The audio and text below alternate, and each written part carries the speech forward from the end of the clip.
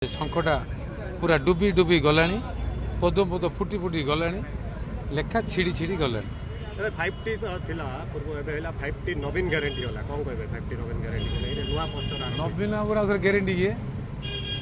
ହଁ, ନବୀନ ଆଉଥରେ ଗ୍ୟାରେଣ୍ଟି ଦେଲା ବେଳେ ଆସିବେ ଓଲ୍ଡ ଏଜ୍ରେ। ତାଙ୍କର ନିଜର ଗ୍ୟାରେଣ୍ଟି ନାହିଁ, ସିଏ ଆଉଥରେ କାହାକୁ ଗ୍ୟାରେଣ୍ଟି ଦେବେ? ତାଙ୍କେ ନିଜେ ଗ୍ୟାରେଣ୍ଟି କରନ୍ତୁ, ଆগে ହେଲ୍ଥରେ ଗ୍ୟାରେଣ୍ଟି କରନ୍ତୁ ତାଙ୍କର, ସିଏ ଆଉଥରେ ଲୋକର ଗ୍ୟାରେଣ୍ଟି ଦେବେ, ସେ ଷ୍ଟେଟ୍ର ଗ୍ୟାରେଣ୍ଟି ଦେବେ। ଷ୍ଟେଟ୍ ଗ୍ୟାରେଣ୍ଟି ଦେବା ପାଇଁ a man to fit for seat, ସେ ନିଜେ ଫିଟ୍ ହୁଅନ୍ତୁ ନା, ତାପରେ ସିଟ୍ ହେବେ। ଫିଟ୍ ନାହାନ୍ତି କହିଲେ ସମ୍ପୂର୍ଣ୍ଣ ଭାବେ ନାହାନ୍ତି। ଯିଏ ନିଜେ ଭଲରେ ଛିଡ଼ା ହେଇପାରୁନାହାନ୍ତି, ଯିଏ କାମ କରିପାରୁନାହାନ୍ତି, ଯିଏ ଓଡ଼ିଶାର ଗଣତନ୍ତ୍ରଟାକୁ କୁଆଡ଼େ କୁଆଡ଼େ ବିକି ସାରିଲେଣି, ଯେଉଁଠି ଜନପ୍ରତିନିଧି ମାନଙ୍କର ସମ୍ମାନ ନାହିଁ କି ମର୍ଯ୍ୟାଦା ନାହିଁ କି ବ୍ୟବସ୍ଥା ନାହିଁ କି ସମ୍ବିଧାନର ବ୍ୟବସ୍ଥା ନାହିଁ, ଯାହାଙ୍କ ନାଁରେ କୋଲ୍ ସ୍କାମ୍ ଅଛି, ଯାହାଙ୍କ ନାଁରେ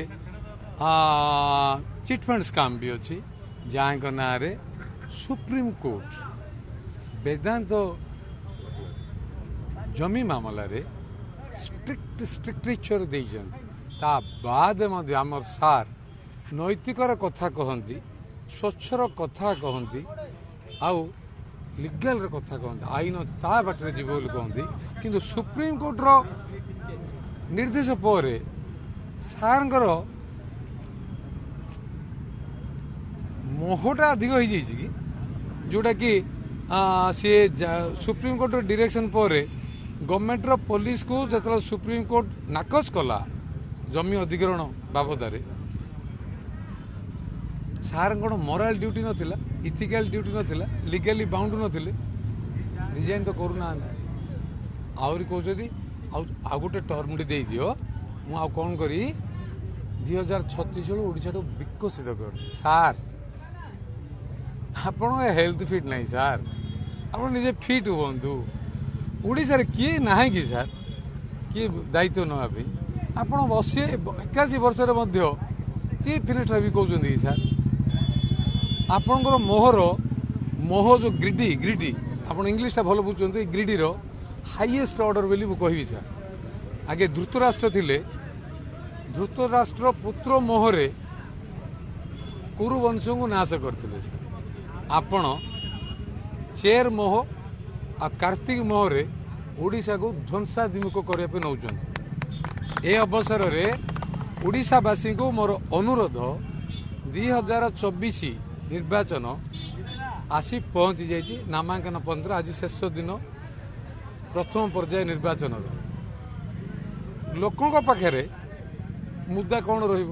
ବଡ଼ କଥା ନିର୍ବାଚନ ପାଇଁ ଆପଣ ଗଣତନ୍ତ୍ରକୁ ଯଦି ଯେଉଁ ସମ୍ବିଧାନ ବ୍ୟବସ୍ଥାରେ ଆମକୁ ଭୋଟ ଦେବାର ଅଧିକାର ଦିଆଯାଇଛି ପ୍ରତିନିଧିକୁ ଠିକ୍ କରିବା ପାଇଁ, ସେ ପ୍ରତିନିଧି ଆପଣଙ୍କର ବିଜୁ ଜନତା ଦଳର ପ୍ରତିନିଧି, ଯାହାକୁ ଆପଣମାନେ ଭୋଟ ଦେବା ପାଇଁ ନବୀନ ବାବୁ 2ଟା ଶଙ୍ଖକୁ ଭୋଟ ଦେବ ବୋଲି କହିଲେ, ସେ ଶଙ୍ଖା କିସ କରିବେ ସାର୍? ଯାଇକିରି ତାଙ୍କେ ତ କଥା କହିପାରୁନାହାନ୍ତି, ତାଙ୍କୁ ତ ଅନ୍ଧ କରିଦେଇଛନ୍ତି, ତାଙ୍କୁ ତ ବଧିର କରିଦେଲେ, ତାଙ୍କୁ ତ ମୁକ କରିଦେଇଛନ୍ତି। ଗାନ୍ଧୀଙ୍କର 3ଟା ଯେଉଁ କହିଥିଲେ, ଅନ୍ଧ ମୁକ ବଧିର, ଆପଣଙ୍କର ସରକାର ସାର୍, ଆପଣ ନିଜେ ଆପଣଙ୍କ ସରକାର ସେଇଆ ସାର୍। ଆପଣ ଏ ଅବସ୍ଥାରେ କିଛି ସ୍କିମ୍ କରି ଲୋକଙ୍କୁ ଖାଲି ଟଙ୍କା ଦେଉଛନ୍ତି, କାଲିଆ ଯୋଜନା, ଓ ଯୋଜନା, ଏ ଯୋଜନା, କା ଯୋଜନାରେ କରିକି ଓଡ଼ିଆ ଲୋକଙ୍କୁ କେତେ ଦିନ ଠକିବେ ସାର୍? ମୁଁ ଗୋଟେ ଖାଲି ଆପଣଙ୍କୁ ଜୁହାର କରୁଛି ସାର୍, ନମସ୍କାର କରୁଛି। ଆପଣ ନମିନେସନ୍ ଆଜି ଦେଇଛି, ଆପଣ ଖାଲି ଗୋଟେ ସତ କଥା କୁହନ୍ତୁ ସାର୍। ଗଞ୍ଜାମ ଜିଲ୍ଲା ଆପଣଙ୍କ ଜିଲ୍ଲା, 24 ବର୍ଷ ରହିଲେ ଏଇଠି ସାର୍। ପ୍ରତ୍ୟେକ ବର୍ଷ କେତେ ପରିମାଣରେ ଦାଦନ ଆମ ଜିଲ୍ଲାରୁ ଅନ୍ୟ ଜିଲ୍ଲାକୁ, ଅନ୍ୟ ରାଜ୍ୟକୁ, ଦେଶ ବାହାରକୁ ଯାଉଛନ୍ତି, ତାର ହିସାବଟା ଦେବେ କି ସାର୍? ଆପଣ ତାପରେ ଆପଣଙ୍କ ସଫଳତା କାହାଣୀଟା କହିଦେବେ। ଯଦି ପ୍ରତ୍ୟେକ ବର୍ଷ ଦାଦନ ସଂଖ୍ୟା ବଢ଼ୁଛି, ଆପଣଙ୍କର ଏଇଟା କ'ଣ ସଫଳତା କି ସାର୍? ହେଲ୍ଥ ସେକ୍ଟରରେ ଆଉ ଗୋଟେ କଥା କହିବି, Brahmapur medical college R peri ହସ୍ପିଟାଲରୁ ଯେଉଁ ରୋଗୀମାନେ ଏଡମିସନ୍ ହେଉଛନ୍ତି ପିଏସିରେ, ସିଏସିରେ ଆଉ ରେଫରାଲ ହସ୍ପିଟାଲରେ, କେତେ ପେସେଣ୍ଟ ସାର୍ ଇଣ୍ଡୋରରେ ଏଡମିଟ୍ ହେଇକି ରହୁଛନ୍ତି, ଟ୍ରିଟମେଣ୍ଟ ହେଉଛନ୍ତି, ତାଙ୍କର ହାର କେତେ, ଟ୍ରିଟମେଣ୍ଟ ହାରର ସକ୍ସେସ୍ କେତେ ପରସେଣ୍ଟ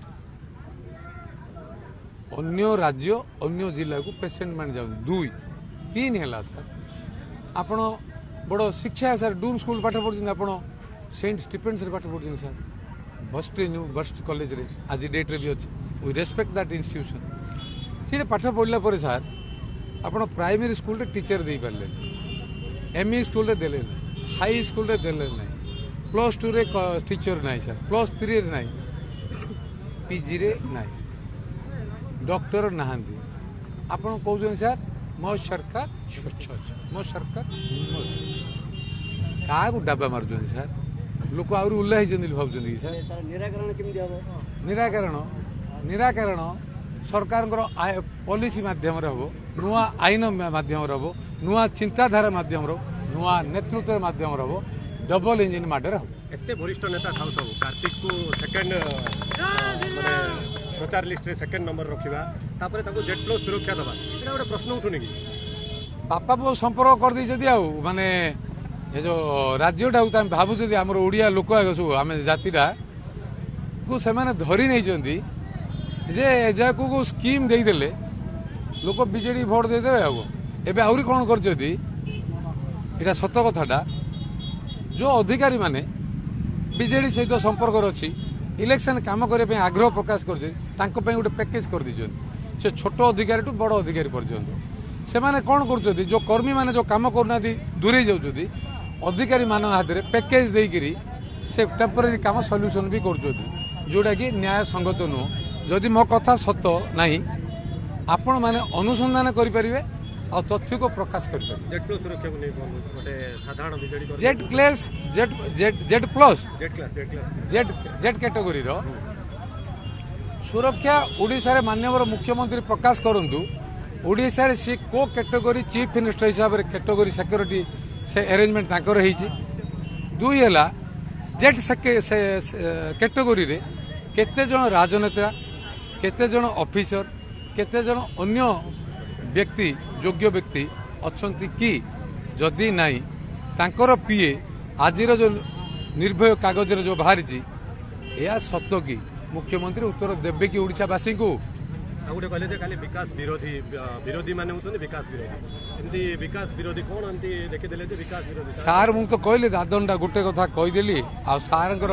सार रहिले Odisha in process of demolition destruction and dissolution सार गले Odisha reconstruction renovation and revival लेखर कर्मी मान महल में उत्साह देखुं लेखाटा लेखा छेड़ी डिसीजन नहीं सारे आम कौन करिया